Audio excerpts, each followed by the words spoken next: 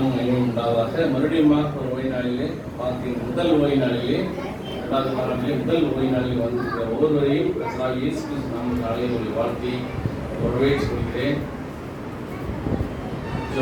கிருபையில் ஆண்டவரே, இந்த நாளிலே இந்த இடுக்கம் என்ற தலைப்பை படிக்கும் பொழுது ஆவியானவர்களுக்கு உதவி செய்ய வேண்டுமாச்சு அந்த இயேசுவின் பெயரால் நல்ல பிதாவே. ஆமென்.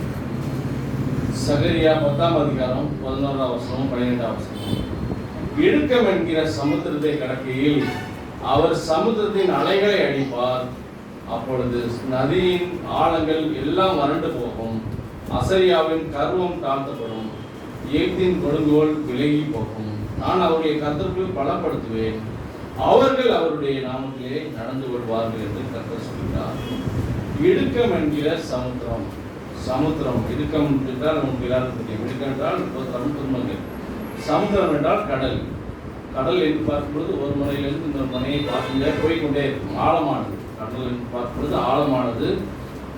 கடல் ஆழமானது. அந்த கடலை அப்படிப்பட்ட ஒரு இறுக்கமான சூழ்நிலை இருக்கும் பொழுது கர்த்தர் என்ன செய்வார்? அந்த அலைகளை அடித்து அதே அந்த அந்த பிரச்சனைகளிலிருந்து உங்களை வெளியே கொண்டு வருவார். அவர்களை கர்த்தருக்குள்ளாக நீங்கள் பலப்படுவீர்கள். அவர்கள் என்ன செய்வார்களை கர்த்தர் தேய்ச்சுவார் என்று சொல்கிறது.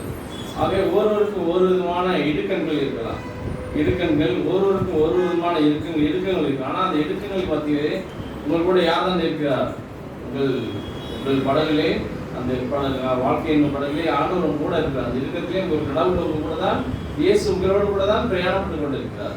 ஆகவே அவர் தனியாக இல்லை, நீங்கள் அவரும் கூட தான் இருக்கிறார். ஆகவே எதுவுமே நம்ம கவலைப்படாமல் கர்த்தருக்குள்ளாக இருக்கும் பொழுது நம்மை அவர் பலப்படுத்துவார். சங்கீதம் 71ஆம் அதிகாரம் 20ஆம் வசனம் 21ஆம் வசனம்.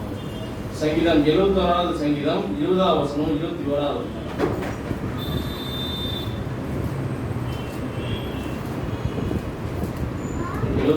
சங்கீதம் 20ஆம் வசனம் 21ஆம் வசனம். அநேக இக்கட்டுகளையும் ஆபத்துகளையும் காணும்படி செய்த என்னை திரும்பவும் உயிர்ப்பித்து திரும்பவும் என்னை பூமியின் பாதாங்களில் ஏற பண்ணுவீர். என் மேன்மையை பண்ணி என்னை மறுபடியும் தேய்ச்சுவீர். இப்போ வசனம் என்ன சொல்கிறது? அநேக இக்கட்டுகளையும் ஆபத்துகளையும் காணும்படி செய்த என்னை திரும்பவும் என்னை உயிர்ப்பிப்பீர். மறுபடியும் ஆண்டவர் நேசிக்கிறார். மறுபடியும் அந்த பிள்ளை அவர்களை ஆண்டவர் உயிர்ப்பிக்கிறார். அவர்கள் மாத்திரமல்ல, அவர் பெருக பண்ணுகிறார். அவர்களை தேய்ச்சிக்கிற மனவாளன் கூட இருந்து கொண்டே யாத்திராகம் 14ஆம் அதிகாரத்திலே அவர்களும் இஸ்ரேல் மக்கள் ஒரு பெரிய இக்கட்டிலே அவசரப்பட்டு கொண்டிருக்கிறார். என்ன இக்கட்டு? பார்வோன் சேனைகள் அவர்கள் என்ன செய்கிறது? பின்தொடர்ந்து வருகிறது. ஆனால் உள்ளே முன்பாக இருப்பது என்னது? செங்கடல் முன்பாக இருக்கிறது. செங்கடல் முன்பாக இருக்கிறது. எப்படி பின்னாடி ஆள் வருகிறார்கள்? எப்படி கடந்து போவது? அவர்கள் தடையாக இருப்பது, அதை கடந்து போக முடியாது. செங்கடல் முன்பாக இருக்கிறது. கர்த்தர் என்ன செய்கிறாரு? 14ஆம் அதிகாரத்தை படிங்க. யாத்திராகம் 14ஆம் அதிகாரத்தை அங்கே செங்கடலை மோசையோடு கர்த்தர் பேசி என்ன செய்கிறார்?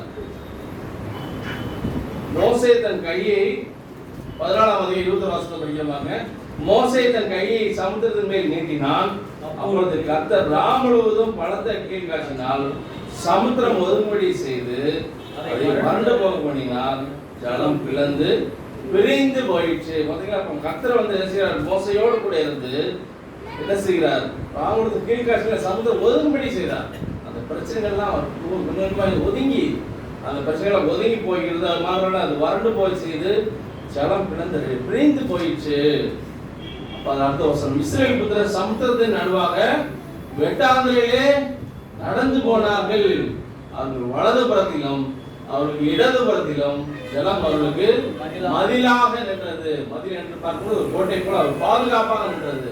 வலது புறத்திலும் தண்ணீர் இருக்கிறது, இடது பக்கத்திலும் சமுத்திரத்தின் அந்த தண்ணீர் இருக்கிறது. பாதுகாப்பாக அவர்கள் நடந்து போய்கிறார்கள்.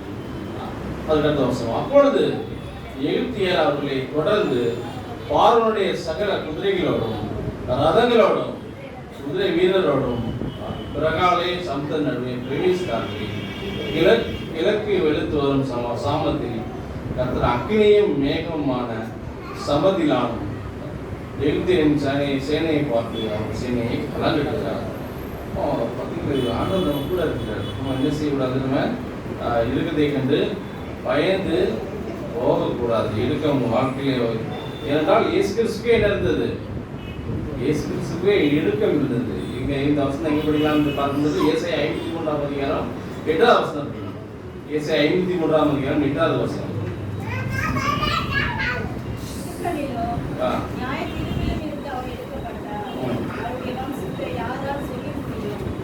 இடுக்கணிலும் நியாய தீர்ப்பிலிருந்து அவர் எடுக்கப்பட்டார். இயேசு கிறிஸ்து அவர் வாழ்க்கையிலே இடுக்கின்றது. அவர் என்ன சொல்கிறார்? பச்சை மரத்துக்கே செய்கிறார் என்றால் பட்ட மரமாகி உங்களுக்கு பச்சை மரம் அவருக்கே அவ்வளோ பாடுகளுக்கு பார்க்கும்பொழுது பச்சை மரமாகி நமக்கு எப்படி இருக்கும்? பட்ட மரமாகி நமக்கு எப்படி இருக்கும்? இதுதான் செய்யும். ஆனால் நம்ம நம்பிக்கையோடு இயேசு நோக்கி கொண்டு இயேசுவை நோக்கி கொண்டு பார்த்து கொண்டே செல்லும்பொழுது தான் நம்ம கிறிஸ்தவ வாழ்க்கையிலே நம்ம ஜெயம் கொள்ள முடியும். இல்லாவிட்டால் என்ன செய்வோம்? பின்வாங்கி போயிடுவோம்.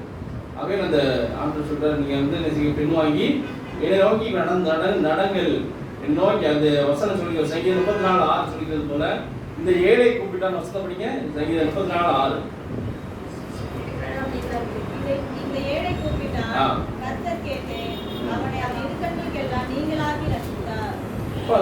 இந்த ஏழை கூப்பிட்டான், கர்த்தர் கேட்டு அவர்களுடைய இடுக்கண்களுக்கெல்லாம் நீங்களாக்கி விட்டார். அந்த ஏழை கூப்பிட்ட பொழுது இந்த ஏழை கூப்பிட்டான். அவங்களுக்கு என்ன செய்கிறார் ஆண்டவர்? இப்போ அவருடைய ஜெபத்துக்கு பதில் கொடுத்து அவருடைய அவருடைய ஒவ்வொரு இடுக்கங்களிலிருந்தும் அவர் நீங்களாக்கி ரட்சிக்கிறார், பாதுகாக்கிறார். அப்போ நம்ம ஆண்டவர் இடுக்கங்களிலிருந்து பாதுகாக்கிற ஆண்டவர். நம்ம என்ன சொல்வது? அரணான கோட்டையாக இருப்பவர். ஆக அந்த இடுக்கங்களுக்கெல்லாம் பாதுகாக்கிற நம்ம தேவனை நாம் விடாமல் செய்ய வேண்டும். அவரை உறுதியாக பற்றிக்கொள்ள வேண்டும், உறுதியாக பிடித்துக் கொள்ள வேண்டும். நாம் உறுதியாக பிடிக்காமல் இருக்கும் மட்டும் நமக்கு என்ன பாதுகாப்பு நம்ம வாழ்க்கையிலே இல்லை. அதே போல நம்ம சொல்கிறது போல சங்கீதம் 71 சங்கீதம் 20ஆம் வசனம். சங்கீதம் 71 சங்கீதம் 20ஆம் வசனம். சங்கீதம் 71 சங்கீதம் 20ஆம் வசனம். அநேக இக்கட்டுகளையும் ஆபத்துகளையும் காணும்படி செய்த என்னை நீர் திரும்பவும் உயிர்ப்பித்து திரும்பவும் என்னை பூமியின் பாதாளங்களில் இருந்து ஏற பண்ணினேன். யாத்ராகமம் 3ஆம் அதிகாரம் 7ஆவது வசனம். யாத்ராகமம் 3ஆம் அதிகாரம் 7ஆவது வசனம்.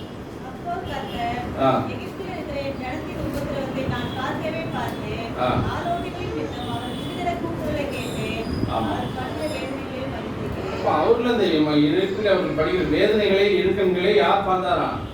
கர்த்தர் பார்க்கிறார். அப்போ எல்லா சூழலையும் அவர் பார்த்து கொண்டுதான் இருக்கிறார். வசனம் சொல்றது ஒரு வசனம் பிரசங்கியில 7ஆம் அதிகாரம் 7ஆவது வசனம். சாலமோன் ஞானி விவரமா சொல்கிறார். சாலமோன் ராஜா அந்த வசனம் சொல்றாரு பாருங்க. பிரசங்கி 7ஆம் அதிகாரம் 7ஆவது வசனம். 7ஆம் அதிகாரம் கண்ணானது ஞானியையும் பைத்தியக்காரனாக்கும். வசனம் சொல்றது இடுக்கனானது ஞானியையும் பைத்தியக்காரனாக்கலாம். அந்நிய பிரச்சனைகளை வந்து சிலர்கள் பைத்தியக்காரர்களாக மாறிவிடுவார்கள். அப்போ இடுக்கனானது ஞானியையும் பைத்தியக்காரன் ஆக்கிறோம். ஆனால் நம்ம இடுக்கன் பத்தியில என்ன செய்யக்கூடாது? நம்ம சிந்தனைகளை ஒருமைப்படுத்தி ஆண்டவர்களாக இருக்கும் பொழுது நம்ம பாதுகாப்பாக இருப்போம். யோசபாத் ராஜாவுக்கும் இதே பிரச்சனை இருக்கு. அவருக்கு போருக்கு கொள்ளும்போது அவருக்கு முன்பாக ஒரு பெரிய கூட்டமே திரள் கூட்டம் இருக்கிறது. 2 நாளாகமம் 20ஆம் அதிகாரம் 9ஆம் வசனம். 2 நாளாகமம் 20ஆம் அதிகாரம் 9ஆம் வசனம். 2 நாளாகமம் 20ஆம் அதிகாரம் 9ஆம் வசனம். எங்கள் மேல் கட்டையும் நியாயம்தான்,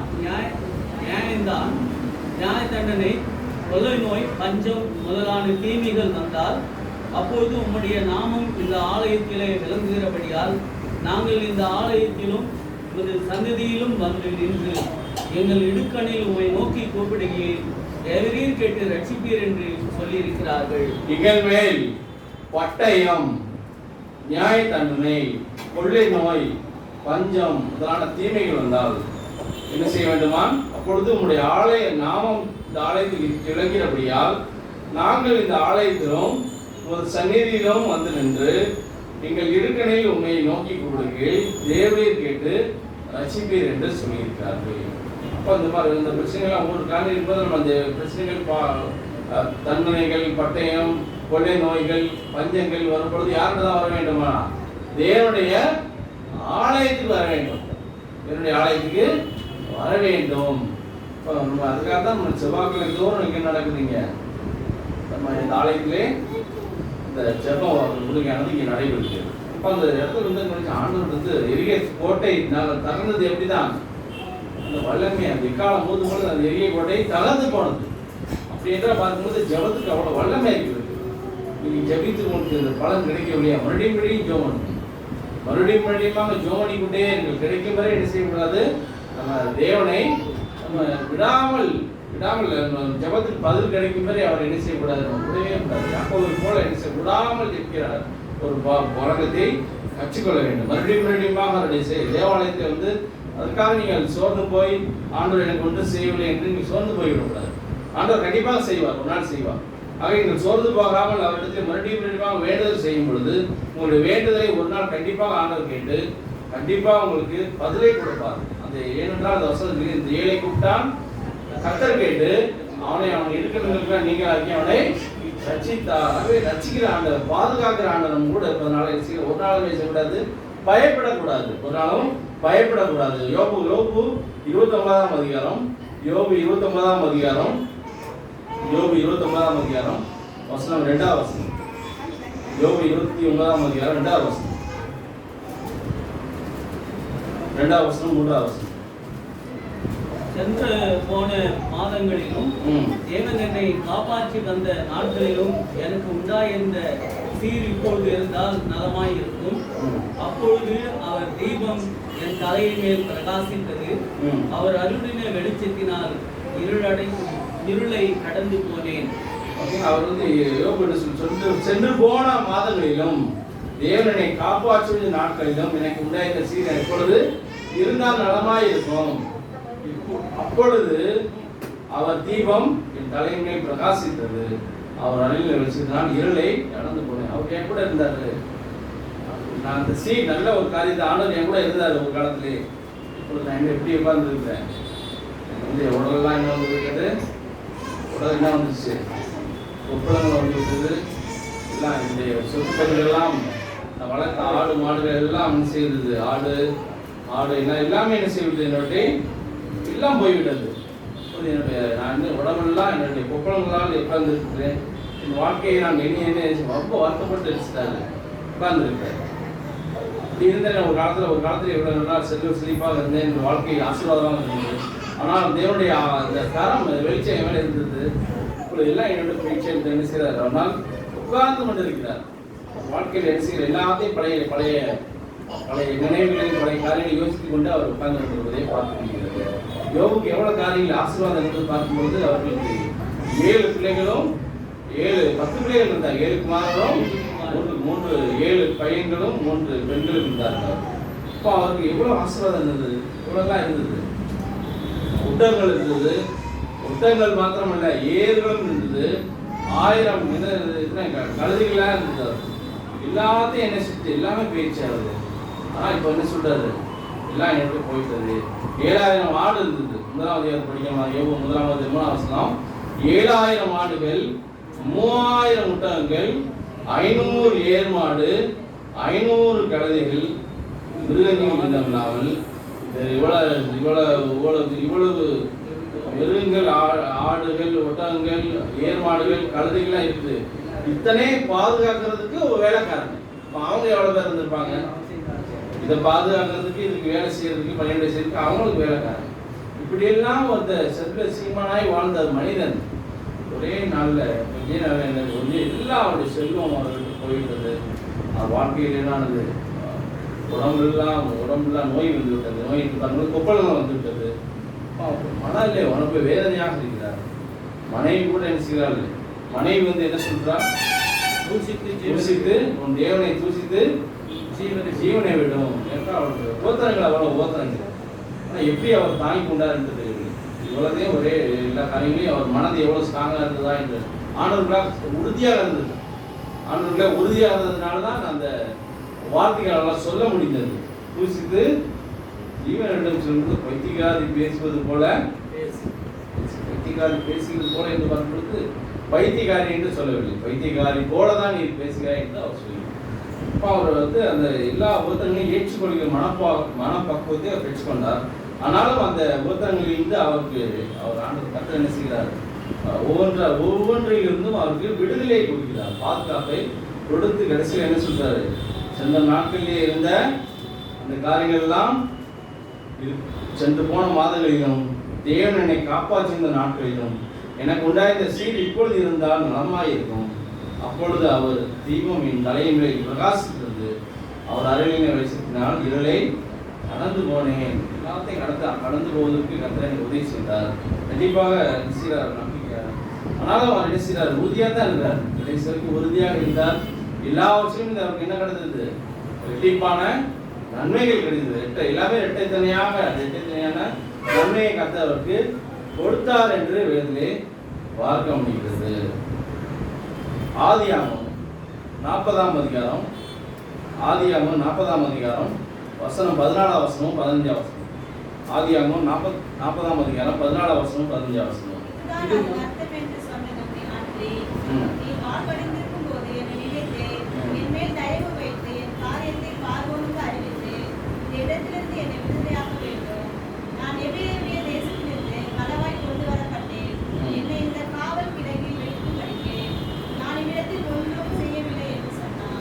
பார்த்தீங்களா, இவர் ஒரு குற்றம் ஒரு குற்றமும் இவர் செய்யவில்லை. ஆனால் காவல் கிடங்களை வைத்து விட்டார்கள். யாரை? யோசேப்பு வைத்து விட்டார். ஒரு குற்றம் செய்யாத ஒரு மனிதனுக்கு ஒரு சிறை தண்டனை கிடைத்து அவர் இந்த இடுக்கணுகளை மாட்டிக்கொண்டு அவர் முடிக்கிறார். ஒருவரே இருக்கிறார். இப்போ உள்ள ஜெயில் மாதிரி இருக்காது. அந்த காலங்களில் எப்படி இருக்கும், காவல் கிடங்குனா உள்ள வச்சு அடிச்சிருவாங்க, வெளியே வர முடியாது. உள்ள போயிட்டோம்னா வெளியே வர முடியாது. அப்போ அந்த ஒரு இடத்துல இவர் என்ன சார், நான் இன்னொரு இடத்துல இருந்து எபிரேயருடைய தேசத்திலிருந்து களவாய் கொண்டு வரப்பட்டவன், எபிரேயர் நாட்டிலிருந்து இங்கே வந்தேன். ஆனால் செய்யாத ஒரு தப்புக்காக என்னை காவல் கிடங்களை வைத்து விட்டார்கள். அவருக்கு என்ன சொல்றாரு, நீ வாழ்வடைந்திருக்கும் போது நினைத்துக்கொள், வாழ்வடையும் போது என்னை நினைத்துக்கொள். நம்ம நாமும் வாழ்ந்திருப்பது சொல்லி நினைக்க பழகிக்கொள்ளும். நான் வாழ்வடையும் போது வாழ்வடையும் போது மற்றவர்கள் நினைக்க பழகிக்கொள்ள வேண்டும். அதிலிருந்து தான் அது போல அவருக்கு விடுதலை கிடைத்தது. அவர் வாழ்க்கையும் உயர்ந்து போனது. அந்த இக்கட்டிலிருந்து அவர் அவனை விடுவித்தார். ஆகவே இக்கட்டின் மத்தியிலும் கூட கர்த்தர் நம்ம கூட இருந்து கொண்டுதான் இருக்கிறார், நம்ம கூட தான் இருக்கிறார். ஆகவே நம்ம எவ்வளவு இடுக்கணும் இருந்தாலும் சரி, துன்பங்கள் வந்தாலும் சரி, நம்ம ஒரு நாளும் விலகி செல்லக்கூடாது. 2 நாளாகவும் 20ஆம் அதிகாரம் 12ஆம் அதிகாரம்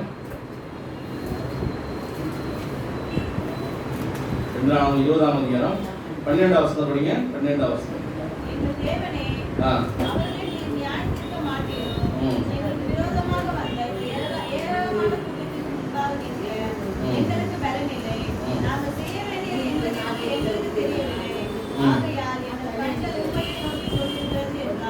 என்ன செய்வென்று தெரியாமல் இருக்கிறோம். என்ன செய்யலாம் அப்படின்னு யோசிச்சு பார்த்தீங்களா, என்ன செய்ய தெரியாம முடிச்சு, அதாவது ஒரு தவிப்பான நிலைமை. அதான் அவர் சொல்றாரு 12ஆவது. இந்த பெரிய கூட்டம் எங்களுக்கு முன்னாடி வந்துருச்சு, இவருக்கு முன்பாக நான் என்ன செய்வது என்று எங்களுக்கு செய்ய முடியவில்லை. அது மாத்திரமே எங்களுக்கு என்ன இல்லை, உடம்புல தெம்பு இல்லை, என்ன இல்லை, எங்களுக்கு ஒன்றுமே செய்யறதுக்கு எங்கள் இயலாமல் கூட்டத்துக்கு முன்பாக நிற்க எங்களுக்கு பிளன் இல்லை. இவ்வளவு பெரிய கூட்டம் வந்து விட்டார்கள், எங்களுக்கு முன்பாக நிற்பதுக்கு எங்களுக்கு உடம்புல பிளன் இல்லை. அது என்ன செய்வது, செய்ய வேண்டியது என்னதுன்னு எங்களுக்கு தெரியவில்லை. ஆகையால் எங்கள் கண்கள் உண்மையை நோக்கி கொண்டிருக்கிறது. யார் சொல்லுகிறது? யோசபாத் சொல்றது. இதே மாதிரி நம்ம சொல்ல வேண்டும். சில நேரங்களில் இக்கட்டான சூழ்நிலை வரும் பொழுது கண்கள் யாரைத்தான் நோக்க வேண்டும்? தேவனை நோக்க வேண்டும். மனிதர்கள் நோக்கியான சின்னங்கள் அதுக்கான சரியான விடை கிடைக்குமா என்று தெரியும். ஆனால் அந்த இக்கட்டான நேரங்கள் யாரை நோக்கி பார்க்க வேண்டும்? நம்ம தேவனை நோக்கி பார்க்கும் பொழுது கண்டிப்பாக நமக்கு தேவன் ஒரு வழியை வாசல்களை திறக்கிறவர். பாருங்க, அதே மாதிரி அவருக்கு என்ன செய்கிறார்? இக்கட்டான சூழ்நிலை அவருக்கு விடுதலை கொடுக்கிறார். அப்போ அது பிளனும் இல்லை, எனக்கு என்ன இல்லை, மே நோக்கி கொண்டிருக்கிறது. அப்போ நம்மளும் அவரை தான் நோக்கி கொள்ள வேண்டும். நம்ம என்ன செய்ய சடங்கு நேசிக்கிறோம், இவங்க என்பது ஆர்வம். கர்த்தர் அவங்க கூட இருக்காரு. நம்ம பார்க்க வேண்டிய யார் தான்? மேலே பார்க்க வேண்டும். மேலே யார் இருக்காரு? மேலே நம்ம கூட தான் ஆர்டர் இருக்காரு. ஆனால் நம்ம கூட வாசல் பண்ணிக்கிற ஆர்டர் நம்ம கூடயே இருக்கிறதுனால அவரையே நோக்கி பார்க்க வேண்டும். யோசேப்பு வந்த உபத்திரங்களிலும் செய்யாத தவறுக்காக அவர் என்ன செய்யறது? தண்டனை அளிக்கிறார். அதே போல் அவருக்கு இருக்கிறவங்களிலிருந்து மாற்றப்பட்டார். ஆக இந்த நாளிலே படித்தது போல, மோசையை போல, யோசேப்பாத்தை போல உங்கள் வாழ்க்கையை உபத்திரங்களும் துன்பங்களும் வரும்போது யாரை நோக்கி பார்க்க வேண்டும்? மேலே கர்த்தரை நோக்கி பார்க்க வேண்டும். அந்த கிருபையை ஆண்டவர் உண்டு.